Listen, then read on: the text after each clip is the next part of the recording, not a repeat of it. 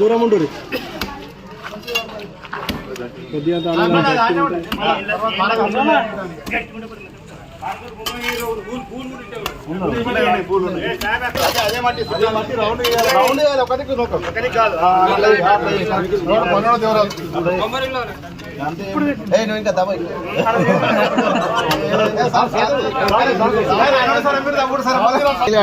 పద్మాటి కడుపు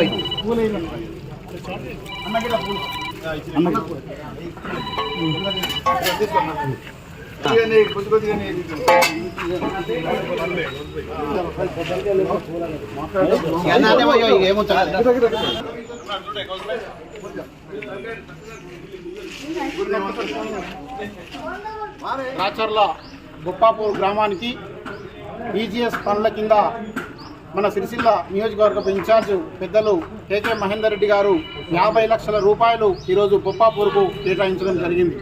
అంతేకాకుండా మొన్ననే 24 లక్షలతోటి అంగన్వాడీ భవనాలను కూడా మంజూరు చేయడం జరిగింది. అంతకుముందు వెంకటేశ్వర స్వామి గుట్టకు కూడా 15 లక్షలతోటి సీసీ రోడ్డును వేయించడం జరిగింది. ఈ విధంగా బొప్పాపూర్కు మీకు వచ్చేటువంటి కాల్వ కెనాల్ దగ్గర మనం చిన్న కల్వర్టు కట్టడానికి కూడా 5 లక్షల రూపాయలు కేటాయించడం జరిగింది. సుమారు 1,45 లక్షల రూపాయలు ఈరోజు బొప్పాపూర్ గ్రామానికి పెద్దలు కేకే మహేందర్ రెడ్డి ద్వారా మనకి బొప్పాపూర్ గ్రామానికి రావడం జరిగింది. మండలం లోపల ఇంకా చాలా వర్క్స్ ఆల్రెడీ నడుస్తూనే ఉన్నాయి. ఈ పనులన్నీ కూడా మార్చి లోపల ఫిబ్రవరి లోపలనే పూర్తి చేసి మార్చి లోపల బిల్లులు వస్తాయి. కాబట్టి ఈ పనులను తొందరగా పూర్తి చేయాలని చెప్పి ఇప్పటికే ఇంజనీరింగ్ అధికారులు తెలుపుతున్నారు. కాబట్టి ఈ పనులు తొందరగా పూర్తి చేయాలని చెప్పి బొప్పాపూరు గ్రామస్తులైనటువంటి మాజీ సర్పంచ్ బాలరెడ్డి కానీ, తర్వాత గ్రామశాఖ అధ్యక్షుడు పద్మారెడ్డి కానీ అందరి నాయకులందరూ కూడా పేరు పేరున కోరడం జరుగుతుంది.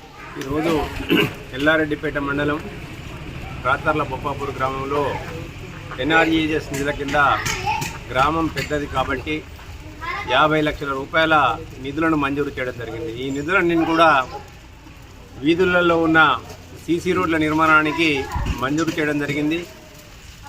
యనుమల రేవంత్ రెడ్డి గారి ఆధ్వర్యంలో కాంగ్రెస్ ప్రభుత్వం ఈ రాష్ట్రంలో వచ్చిన తర్వాత గత ప్రభుత్వం ఎన్ని అప్పులు 7.5 లక్షల కోట్ల అప్పులు చేసినప్పటికి కూడా అభివృద్ధిని మరవకుండా సంక్షేమాన్ని అభివృద్ధిని సమపాలలో ముందుకు తీసుకెళ్లాలన్న ఉద్దేశం కొద్దీ ఎన్ని ఆర్థిక ఇబ్బందులు ఎదురైనప్పటికీ కూడా సంక్షేమానికి పెద్దపీట వేస్తూ అభివృద్ధిని కూడా సమాన పాలనలో నడిపేయాలని చెప్పి ఈ ఒక్క సంవత్సరంలోనే ఇంచుమించు రాచర్ల బొప్పాపూర్ గ్రామానికి 1,45 లక్షల రూపాయలను మంజూరు చేయడం.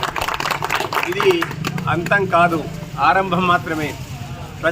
ప్రతి ఒక్క గ్రామాల్లో కానీ నియోజకవర్గంలో కానీ తెలంగాణ ప్రాంతం అంతా కూడా సమగ్రంగా సమానంగా అభివృద్ధి చెందాలన్న ఉద్దేశం కొద్దీ గౌరవ ముఖ్యమంత్రి యనుమల రేవంత్ రెడ్డి గారు అహర్నిశలు కృషి చేస్తూ ఇలా గత ప్రభుత్వం యొక్క అప్పులను ఒకవైపు సంవత్సరానికి 70,000 కోట్ల రూపాయల అప్పులను కడుతూనే ఇవాళ అభివృద్ధి పథం వైపు నడిపికెళ్తుంటే గత 9.5 సంవత్సరాలు పరిపాలించిన పరిపాలకులు ఈ రాష్ట్రాన్ని ఇబ్బడి ముబ్బడిగా దొంగలు ఊళ్ళు పంచుకున్నట్టు ఏ విధంగా పంచుకున్నారో మీ అందరు కూడా అర్థమవుతుంది.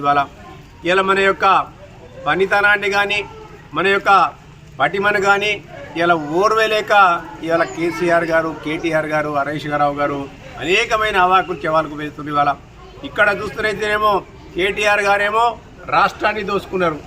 కాళేశ్వరం ప్రాజెక్టు నుంచి మొదలుకుంటే, జన్వాడ ఫామ్ హౌస్ నుంచి మొదలుకుంటే ఇవాళ కరెంటు కొనుగోళ్లలో కానివ్వండి, ఇవాళ పెద్ద సెలబ్రిటీలను కానీ ప్రతి ఒక్కరిని కూడా ఫోన్ ట్యాపింగ్ ద్వారా, కాళేశ్వరం ప్రాజెక్టు ద్వారా మేక పిల్లలల్లా, గొర్రె పిల్లలల్లా, చేప పిల్లలల్లా, ఆఖరికి చెట్లల్లో కూడా దోపిడీ చేసుకున్న వైనాన్ని మీరు అందరూ కూడా చూస్తుండ్రు. ఆయన ఎక్కడ దోసుకుంటే ఈ స్థానికంగా ఉన్న నాయకులు ఎక్కడికి దొరికితే అక్కడ ఇబ్బడి ముబ్బడిగా ప్రభుత్వ భూములన్నింటినీ కూడా కబ్జా పెట్టి ఏ విధంగా చూసుకున్నారో తెల్లారులేస్తుంటే ఇవాళ మీ అందరికి కూడా సిరిసిల్ల ప్రాంతంలో ఇవాళ కథనాలు పేపర్లలో పుంకాలుగా వస్తుంటే ఓర్వలేక ఇవాళ శాపానార్థాలు పెట్టడం మొదలుపెట్టింది. ఇవాళ చీకటి దొంగలు కదా, చీకటిలో వచ్చి దొంగతనాలు చేసినట్టు ఇలా వాళ్ళు అభివృద్ధి పైన మాట్లాడే దమ్ము ధైర్యం లేదు. ఇవాళ ఎంతసేపు ఇలా రాజకీయ కక్షతోని రేవంత్ రెడ్డి గారిని ఒక చిన్న చూపు చూడాలన్న ఉద్దేశం కొద్దీ ఇలా ముఖ్యమంత్రి అన్న విషయాన్ని కూడా మర్చిపోయి అరే తురే అని చెప్పి మాట్లాడుతుంది. ఇలా ఈ ప్రాంతానికి ప్రాతినిధ్యం వహిస్తున్న కేటీఆర్ గారు ఇలా అవినీతి చేసిండు, ఈ రేస్ కోర్సుల్లో అవినీతి జరిగిందని ఆయనే ఒప్పుకున్నాడు, నేను ఇచ్చిన బరాబరని ఒప్పుకున్నాడు, ఇదంతా నేనే చేసినా అని చెప్పిండు. కానీ మళ్ళీ ఇప్పటికొస్తే ఇవాళ ఏసీబీ అధికారుల విచారణ పోవడానికి కూడా జంకుతున్నాడు. ఇవాళ నిజంగా నేను కడిగిన ముత్యంవో స్వాతి ముత్యంవో ఆని ముత్యంవో అయినట్టయితే ఇవాళ ఏసీబీ అధికారులకు ఎటువంటి ఇబ్బందులు కలిగించకుండా పోయి నువ్వు వాళ్ళకందరూ కూడా సహకరించాలి. ఒక చట్టాన్ని తెలిసిన వ్యక్తిగా, ఒక చదువుకున్న వ్యక్తిగా ఈ రాజ్యాంగంపై నమ్మకం ఉంటే నీకు ఇలా చట్టానికి సహకరించాలి తప్ప అవాకులు చెవాకులు పేలుస్తూ ఇవాళ ప్రభుత్వంపై ఆడిపోసుకునే విధానాన్ని ఇలా మీరందరూ కూడా గమనిస్తుంది. ఇవాళ కాంగ్రెస్ శ్రేణులుగా మనందరి బాధ్యత ఇవాళ ఈ యొక్క రాష్ట్రంలో ఏ విధంగా కాంగ్రెస్ పార్టీ అధికారంలోకి వచ్చిన తర్వాత ఎన్ని అభివృద్ధి పనులు చేసినాం మనము ప్రతి ఒక్కరు కూడా చెప్పాల్సిన బాధ్యత, గ్రామ గ్రామాన గుడిసె గుడిసెకు గూడె గూడానికి తీసుకెళ్లాల్సిన బాధ్యత మన పైన ఉంది. ఇవాళ మహిళలకు ఉచిత బస్సు ప్రయాణం కానివ్వండి, ఇవాళ 200 యూనిట్ల కరెంటు ఫ్రీ కానివ్వండి, ఇవాళ ఎక్కడ లేని విధంగా దేశంలో ఇవాళ రైతులకు 2 లక్షల రుణమాఫీ కానివ్వండి, ఇవాళ ఆరోగ్యశ్రీ 10 లక్షలు కానివ్వండి, మహిళలకు 10 లక్షల రూపాయల వడ్డీ రుణాన్ని కానివ్వండి, ఇవాళ మళ్ళీ రేపు పొద్దున రాబోతుంది ఇందిరమ్మ ఇండ్లు, ఇవాళ రేషన్ కార్డులు, అలాగే పెన్షన్లు, దాంతోపాటు ఇవాళ ఈ 26వ తారీఖు నుంచి రైతు భరోసా కూడా మనం వేయబోతున్నాం కదా.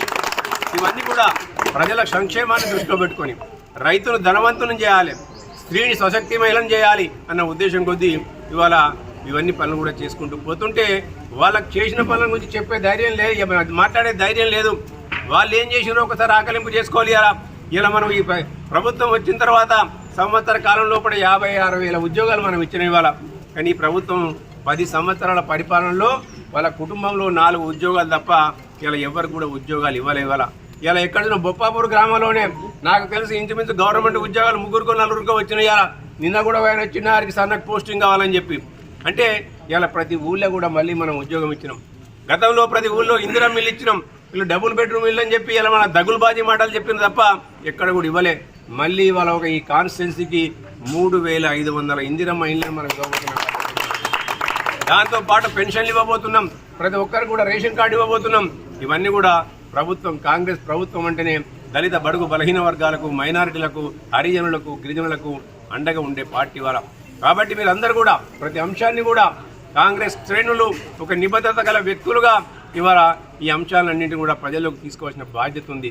ఎంతసేపు వాళ్ళు ఇంకోటి కూడా అడగాలి, మనం డబుల్ బెడ్రూమ్ ఇల్లు ఇచ్చినాను అడగాలి. ఇలా ప్రతి ఒక్కరికి ఉద్యోగం, ప్రతి ఇంటికి ఒక ఉద్యోగం ఇస్తానని చెప్పిండు, ఇచ్చిండు అడగాలి. దళితులకు 3 ఎకరాల భూమి ఇస్తానడు, ఇచ్చిండు అడగాలి.